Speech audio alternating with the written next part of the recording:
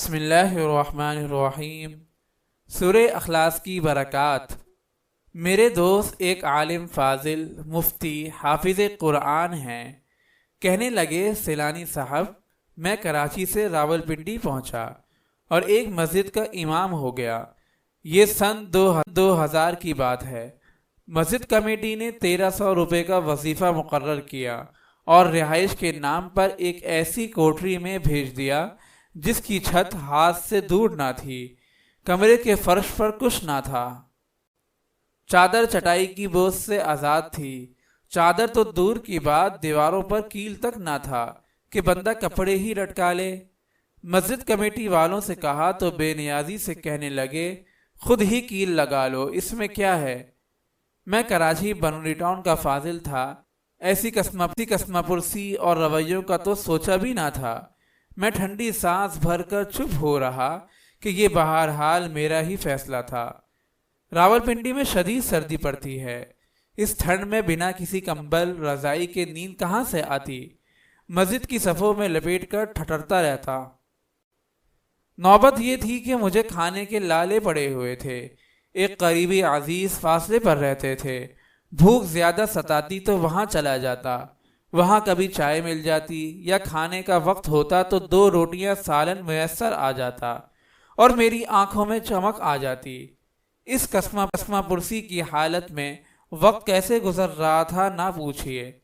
پھر اطلاع ملی کہ جامعہ بنوری ٹاؤن کے بعض اساتذہ، جن میں محترم مشفق شیخ الحدیث مولانا رضین شاہ صاحب بھی ہیں، تشریف لا رہے ہیں۔ میرا دل بلیوں اچھلے کہ میرے استاد آ رہے ہیں، اور پریشانی الگ کہ خالی جیب سے کیا میزبانی کروں۔ جس روز اساتذہ ریلوے اسٹیشن پہنچے، میں بھی دیگر دوستوں اور سابقین جامعہ کے ساتھ پہنچا۔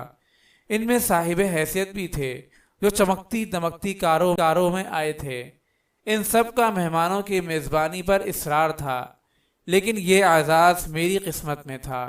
اب مجھے کہا کہ چلو بھائی، تم ہمارے امیر سفر ہو، تمہارے ساتھ چلنا ہے، نکالو اپنی گاڑی۔ اور میں نے سر جھکا لیا کہ کون سی گاڑی اور کیسی گاڑی، یہاں تو کھوتا گاڑی بھی نہیں۔ شرمندہ لہجے میں بتایا اور اشک ضبط کر لیے۔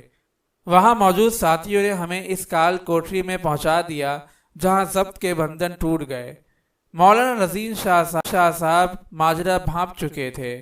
انہوں نے نصیحت کی کہ سورہ اخلاص سے تعلق جوڑ لو، اور ایسا جوڑو کہ اس کے ذکر کے بغیر ناشتہ نہ ہو۔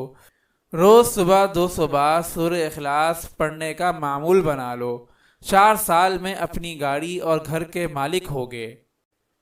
یہ استاد کی دعا تھی اور سورہ اخلاص کا اعجاز کہ 4 برسوں میں اپنی گاڑی کا مالک ہو گیا، اور وہی مسجد جس کی کمیٹی نے مجھے چٹائیوں میں لپٹا چھوڑ دیا تھا، اب میرے آگے بچھی جاتی ہے۔ آج اس مسجد میں چندہ لینے کی ممانعت ہے۔ الحمدللہ اس مسجد اور مدرسے کے اخراجات 2 افراد اٹھاتے ہیں، ان میں سے ایک میں خاکسار بھی ہوں۔ میں 4 برسوں میں ہی اس قابل ہو گیا کہ مسجد سے وظیفے کی ضرورت نہیں پڑی اور منع کر دیا۔